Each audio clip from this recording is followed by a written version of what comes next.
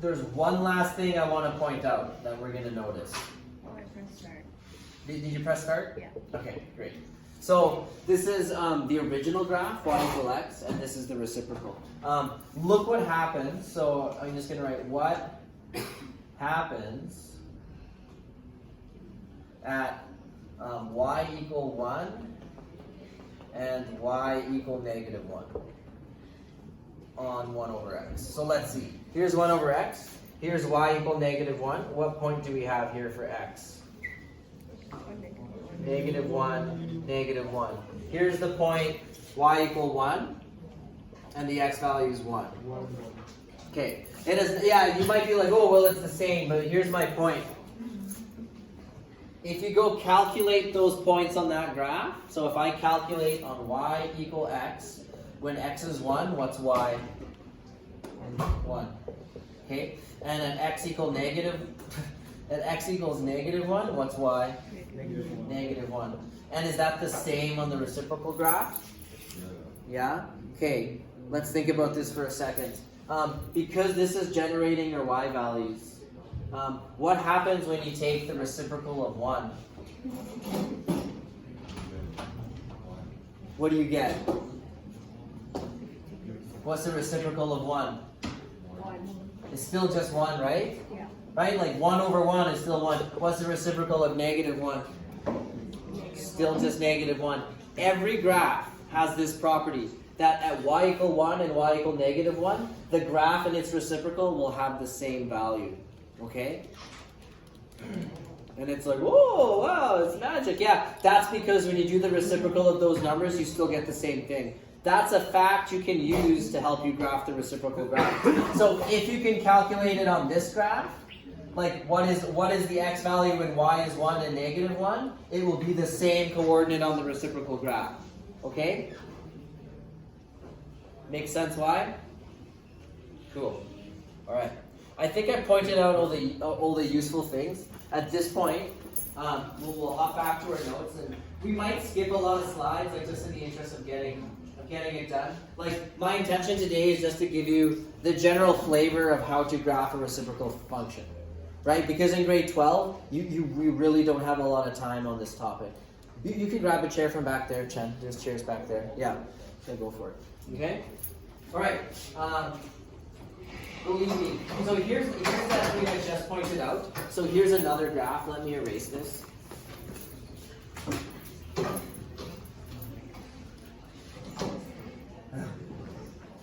This is what I really used to hate about like math textbooks in university. It'd be like they'll give you like some crazy, like you know how I just pointed out like the thing about the reciprocals, right? So consider this function. Here's its reciprocal. So here's the reciprocal function, right? Those L-shaped graphs.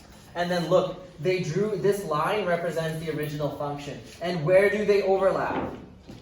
What's the y value here? 1 and negative 1. So it's pointing out that they call these invariant points, and they're points that are the same on both functions. Okay? And it's not the x value that's the same, it's the y value. Right? So if you can find out what x is, so when y is this, what is x? And when y is negative 1, what is x? These 2 points will be the same on the graph. Okay? So sometimes it's a useful way to graph a reciprocal. So it's like start with the line, because how hard is it to draw the line? Or not pretty easy, right? Then you can get your non-permissible values, and you can plot your asymptotes, and then you know you have 2 points. So then you can do the sketch. Wouldn't that be an easy way to draw them? It would be, okay? That's actually not how we like to draw them in grade 12, but it's an easy way for now. Okay, this thing down here, if you read it, it's just a blurb about the horizontal asymptote. Okay, so it just says, hey, this reciprocal will never equal 0. Like, can you think of an x value where you're gonna get 0 overall? 1. Well, isn't that a non-permissible value though? Yeah, like that's the thing, is like the value that like could kind of make sense would be 1, but it's non-permissible because you can't go 1 divided by 0. So this will never be 0, so you get a horizontal asymptote of 0 every time for this kind of reciprocal graph. Okay? Questions? All right. Okay, this is just the vertical asymptote thing that we've already talked about, so if you want to read it again on your own, you're definitely okay. So is everybody kind of getting a sense of what these graphs look like now?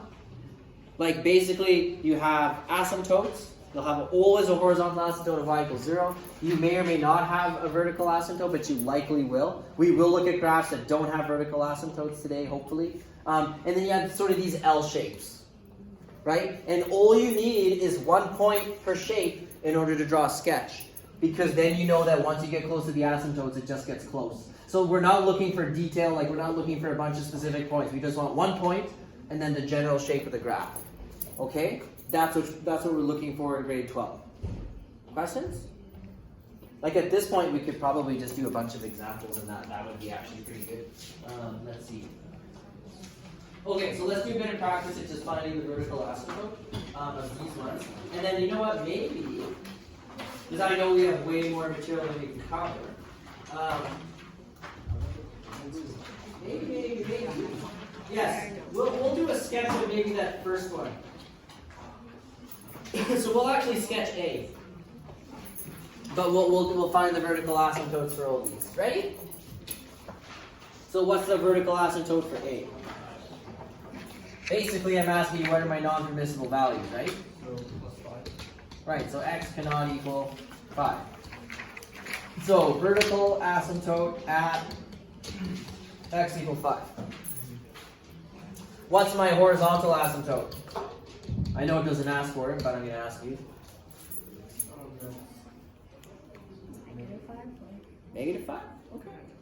Anything else? We just talked about this. Yeah. It's always 0. Yeah. Horizontal asymptote will always be y equals 0. Why? Well, you tell me a value for x that gives you a 0 here. Right? It's not possible. That's just a thought exercise, right? Like, you just have to think about it and be like, well, there's no way it's going to happen. Let's look at this one.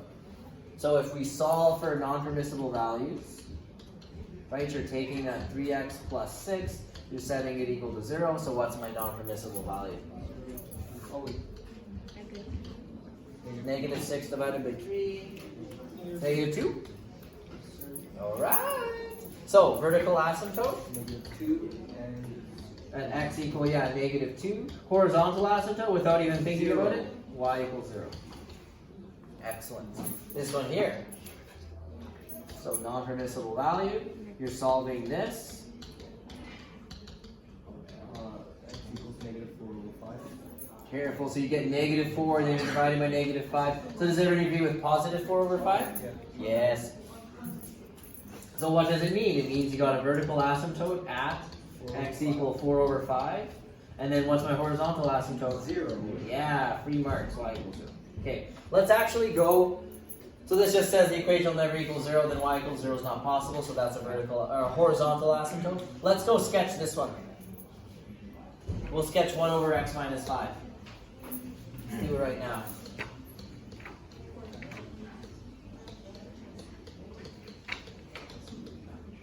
So I will show you exactly what you'd be expected to do in grade 12. You'd be very happy to have one that easy in grade 12. But they do happen. So let's see. I'm just going to kind of draw. My sketch is going to be, really sketchy. So first thing is find asymptotes. This will also be sort of a blueprint for how you can do these questions. So what are the asymptotes? Well, non-permissible values So that's 5. is x cannot equal 5, right? So my vertical asymptote is at x equals 5. Notice how when it's an equation, there's no, does not equal, but when I'm just saying it's a non-permissible value, say x cannot equal 5, okay? So be careful. So I'll go sketch that right now. And your sketch could literally look like this. You don't have to do a bunch of labeling. I would just go 1, 2, 3, 4, 5, 6. And then I will do, do the blue. So what we're looking for is you'll have a straight edge. Don't forget your arrows. And it's really nice if you can label it, but it's actually not required if you have the grid marks. But there's the vertical asymptote. What's my horizontal asymptote? 0. Yeah, just without a lot of work, you can just say at y equals 0, there's a horizontal asymptote. So then you want to just make sure that you go to your y-axis, draw a dotted line. So I always come out further than whatever they gave me, so it's easy to see. And then just label it y equals 0. Usually that just got you a mark. Sometimes it's 1 mark, sometimes it's a mark and a half. Just depends on the question. Okay, now what? I just need to show the general shape of the graph. So we know it's like these like L-shaped things. So I like to say pick a couple smart points. You could use the invariant points, but honestly, I really could care less about those because you have to calculate them anyway. So I'm just going to write pick 2 smart points. And how do you pick them? Well, we need intercepts. So like we need y-intercepts if they exist. So if there's a y-intercept, we can use that. But in general, my 2 smart points, 1 point to the left of the vertical asymptote. I'm going to just write left and right.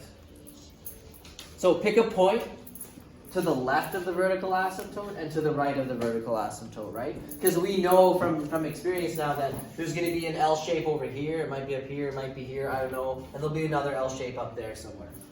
We just need to like locate them, okay? So what would be a good point to pick that's to the left? 4, maybe 1.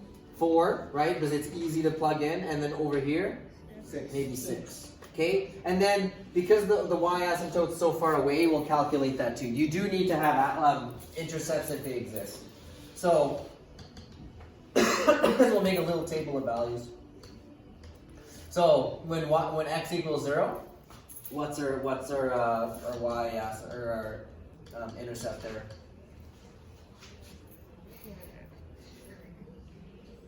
Just popping it into here. 1, -5. Negative, yeah, so y equals -1/5. All right, so here's the beautiful thing about the sketch. You can do that, and then you can label it. This is 0, -1/5. Doesn't need to be to scale or anything in grade 12. It's just got to be labeled. Okay?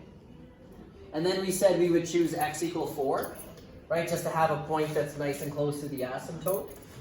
So when you plug it in here, 1 over 4 minus 5 would give us -1, right? You guys agree? Yes, sir. So this is going to be one of our invariant points, but we really don't care. I'm just going to point it out. So when x is 4, y is -1. Okay, so if I'm going to have a scale, I can kind of go like this, So and there. from that, can we deduce that it's going that way? Yes. Downward. Perfect. Exactly. So I'm going to label it. But yeah, so we know it has that asymptotic behavior. So as we're going this way, what's going to happen? It's going to want to hug that horizontal asymptote. So it just goes like that. And then as it gets close to that one really, really quickly, it goes like that. That should be joined, but I don't have a lot of accuracy with the markers, so I apologize. But there it is. Yours will look much better.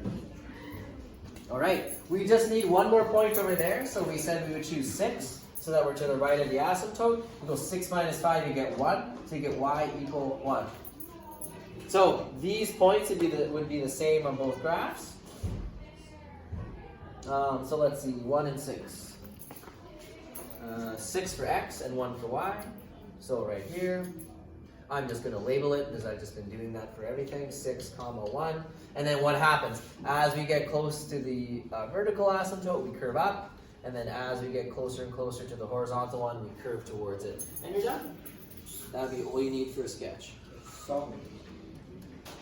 That's it. Questions? Generally, this would be like a 3-mark question or something. So they break it up like sometimes they give 1 mark for this. They might give half a mark for this, half a mark for the y-intercept, and then the last mark they'd be like half a mark for this curve, half a mark for that curve. And then there's a million like half-mark deductions that you can just lose. So I've seen people get like 2 out of 3, and then make like 2 half-mark deductions and get 1 out of 3. You know, there's like maybe they curved away from the asymptote, and then maybe they forgot an arrowhead. So all those things are but they're half mark deductions one time for the whole exam. So it's like if you do that, if you keep forgetting your arrowheads on every graph after, you're not going to lose that half mark every time, just one time. Cool. Yeah, believe me, they're lots of fun to mark. Because I have to keep track of all that stuff, right? So I get really upset.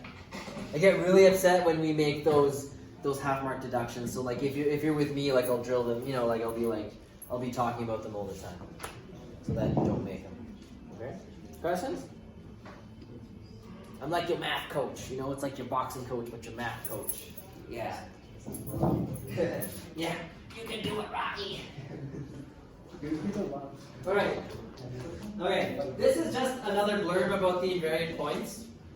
Like we literally have talked about this twice now. So, but if you want to highlight it, because it's like here it is, really clearly and concisely explaining like how the invariant points work. So I'm not gonna go over it again. Let's just sketch another graph. And to be honest, like I've sort of moved away from the invariant point thing, so it's not required that you show them. Like I don't want to confuse you with grade 12 where they don't care at all. So it's just going to be graph that, and we're not going to do its reciprocal. We're just going to graph that. Make sure you show the horizontal and vertical asymptotes. Okay? Why don't you try it out a little bit on your own for a second. So same process. Right? Step 1, asymptotes. Sometimes I just call them totes. But asymptotes. And then the smart points. That's it. That's all you need to graph it. I will give you 30 seconds head start. See if you can do it.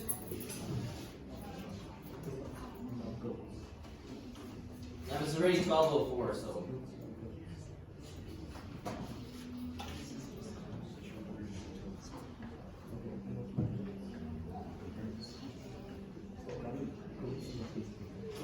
Kevin, are you trying or?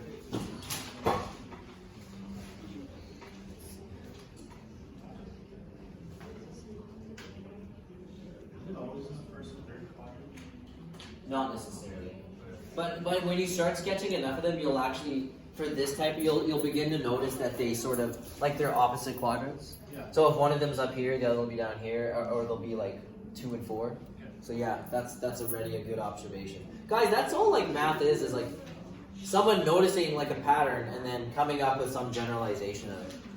Yeah. So that's good. You're thinking like a mathematician. Yeah. Must be those cookies. The extra sugar for your brain, just put it in overdrive. Oh, could be that.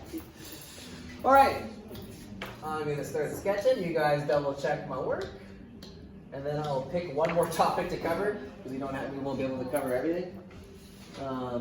Okay, so what's my vertical asymptote then? When I set that equal to 0, I get 4/2, so 2. We agree? Okay. Horizontal asymptote? 0. Y equals 0. Okay. So we can go, and I'm literally going to do a sketch. So I'm not labeling. I'm not actually putting any grid marks on anything. So there's x equal 2, and there is y equals 0. Okay. And now for my smart points, I'll make a little table of values, and I'm going to pick something to the right. So I'm going to pick x equal 3, and then I'm going to pick x equal 2, and then I'll also pick x equals 0 because I need my y-intercept. Okay? So let's do to the right first. When x is 3, we pop it in here. What do we get? 1/2. Yeah, so 6 minus 4, I agree with 1/2. So when x is 3, I get 1/2 for y. I might debate doing grid marks for the y values. Okay? But I would still be labeling, it. So it's just important that you go 3, 1/2, and then asymptotic behavior. So as I get closer here, we're gonna hug that one, and as I get closer to the horizontal one, I'm gonna hug that one. I'm gonna try to do it this way, see if I can get a nice smooth curve. Would we ever need to figure out the initial equation from just points? Not generally. it is something that you could do. Like I could give you the original graph, or I could give you the reciprocal and say what was the equation. But we're not gonna. This isn't part of grade 11, so it's just like at least you've sort of seen this stuff before you get to grade 12. Because in grade 12, it's like boom, we dropped this, and like 3 other types of graphs, reciprocal graphs, in like a day. So, yeah. Sorry, dudes. Yeah. It's like biology class. Except I never hear people complaining about biology. But literally, when I took biology, it was like, yeah, so by tomorrow, like, do these 2 chapters. It's like 60 pages. Just have them memorized. Yeah. Yeah.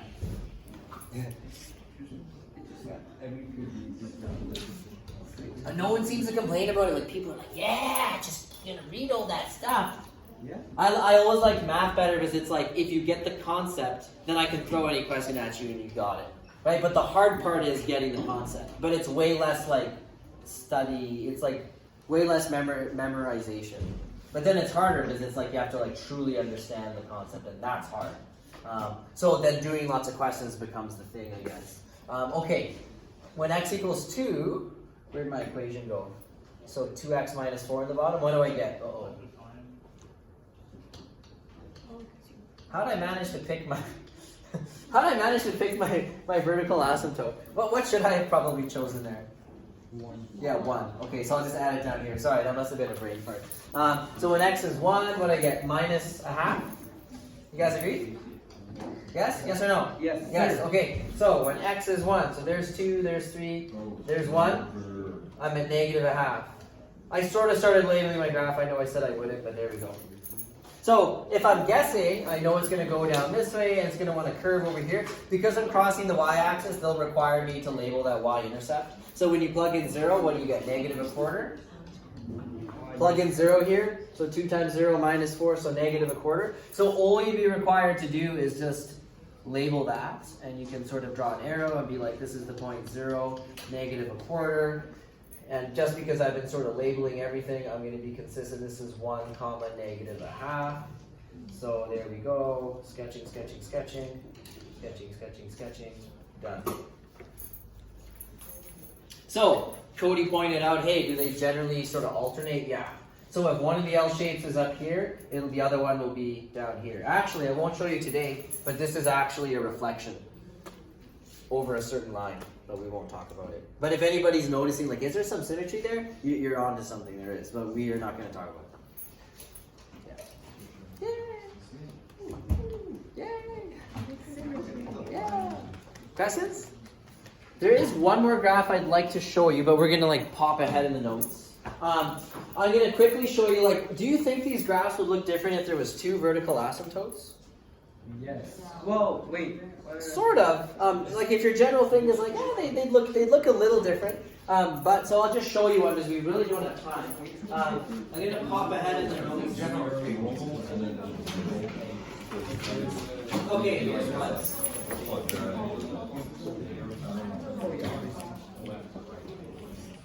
Sure, yeah, no problem. Okay, so I'm going to quickly show you this one. No need to copy it down. Let's just take a look. So how many vertical asymptotes do we have? 2. 1 at x equal 2, 1 at x equal negative 5. Where's the negative 5 one? There it is. I'm going to zoom out a bit. Maybe I'll do you a favor and I'll actually go x equal 2. And I'll go x equal negative 5. So there. Clear to see. Here's the L shapes. I'm a bit zoomed out, so they look pretty severe, but there's the L shapes. There's the asymptotic behavior at y equals 0. In between those 2 vertical asymptotes, what does that sort of look like? A mustache. A mustache, kind of, yeah. It's true. But in context of our course, it looks like I must ask you a question. It looks like 2 asymptotes. Like, no, I'm talking about this red thing. Oh. What does it kind of look like? It looks like the two L shapes like together. Oh yeah, it kind of does. Yeah, I never thought of it that way. a parabola. Ah, it kind of looks like a parabola with a really, really wide base. Yeah, exactly. So, do you sketch these in grade 12? Yes. Yes. Yeah, you do. They are worth quite a few marks, like 4 or 5. They don't happen on every exam. So the exams are pretty balanced. Like sometimes you'll get like one big question. Sometimes they'll give you like 2 smaller but kind of challenging questions that are worth less marks. But in general, this section of the graph, this section of the exam, graphing reciprocals, is like about 1/9 of the grade. So it's about 10 out of 90 marks. Yeah. No, we're not going to go through how to graph it, but the process is the same. It's like you do your asymptotes, and then you pick a point to the left of this one, and a point to the right of that one, and you'll get your y-intercept here, and that's all you need. And then you know it's like this parabolic shape, and then it wants to hug the asymptotes, right? So that asymptotic behavior, like you would find this point, and then you know it's really, really narrow, and then when you get close to the asymptote, boom, it goes down, and then boom, it goes down. Yeah. So it looks like a lot of work, but it's actually not. Like you can sketch this in about under like 2 or 3 minutes. But I'm not trying to scare you guys. I just want to show you so that when you get to grade 12, you'll sort of know if there's 2 vertical asymptotes, you're going to have a graph that looks something like this. There is one more I'd like to show you. And this one, hopefully we'll have time to write it down. I call it the pimple graph. Not that one. There's the pimple graph. I'll just make up a pimple graph. Here. It's in her notes somewhere. Let me try. Okay, it'll be this one.